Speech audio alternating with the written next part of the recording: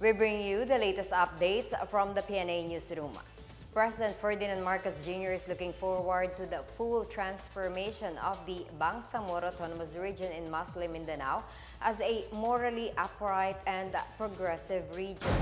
During the ceremonial opening of the Bangsamoro Transition Authority Parliament session in Cotabato City, the President said accomplishments in the Bangsamoro region are merely a glimpse of what will happen in the future. He also urged the BTA to pass more legislative measures for the development of the region. In particular, Marcos wants the BTA to pass measures focusing on agri-fishery, healthcare, transportation, communication, digital infrastructure, and e-governance. Marcos also guaranteed that the Bangsamoro peace process remains on top of the priorities of his administration. He also reiterates his call for an orderly and clean elections in the region in 2025. We push for socio-economic development, interventions to promote peace and development in areas affected by decades of conflict. Government, through the Department of Budget and Management, has allocated 74.4 billion pesos for the Bangsamoro region fiscal year 2023. Given these new opportunities to deliver our commitments to the people of BARM, I urge you to pass all the crucial legislations on foreign and fiscal policy, particularly taxation, and to facilitate the conduct of the elections in the BARM in 2025.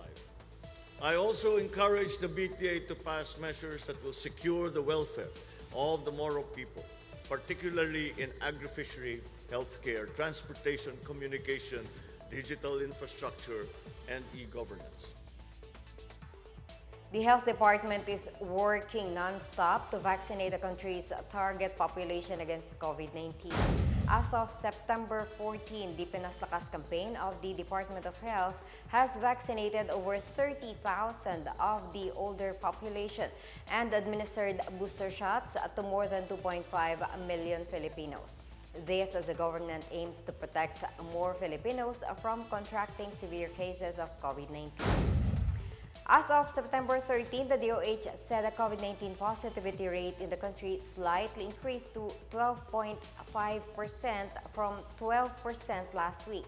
However, it also noted a slight decrease in the total number of cases from average of 2,369 cases last week to 2,201 as of yesterday. In an online forum, DOH Public Operations Center Division Chief Dr. Carmela Granada said that while fully vaccinated individuals were among the COVID-19 cases admitted to the health facilities, only 5.98% of them became severe or critical and only 4.59% resulted in death. In news overseas, the European Union extended on Wednesday sanctions of travel ban and asset freeze against individuals and entities held responsible for Russia's war on Ukraine by another 6 months. In a statement, the EU Council decided to prolong the restrictive measures against those undermining Ukraine's sovereignty until March 15, 2023. It also reiterated that it condemns Russia's attacks and urged it to immediately and unconditionally withdraw all its forces from Ukraine. As many as 1,200 people will continue to be banned from traveling to the EU while their European assets remain frozen, as well as the funds of 108 entities. The EU has applied sanctions for undermining Ukraine's sovereignty since 2014. Other economic sanctions include a prohibition of gold, oil, and coal imports, an export ban on luxury goods and high technology, as well as excluding Russian and Belarusian banks from using the international payment system SWIFT. Some 500 overseas Filipino workers are currently staying at shelters in the Kingdom of Saudi Arabia and are seeking assistance and repatriation. Department of Migrant Workers Under Secretary Hans Leo Kakdak said Secretary Susan Ople has visited the shelters and talked with the Filipinos there.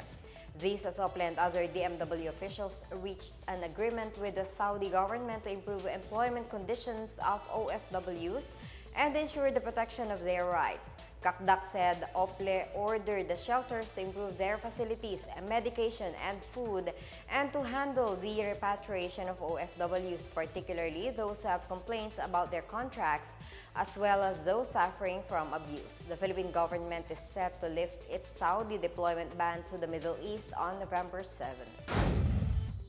And that's the latest and the biggest stories from the PNA Newsroom. I'm Marita Muaje. Thank you for watching and have a good day.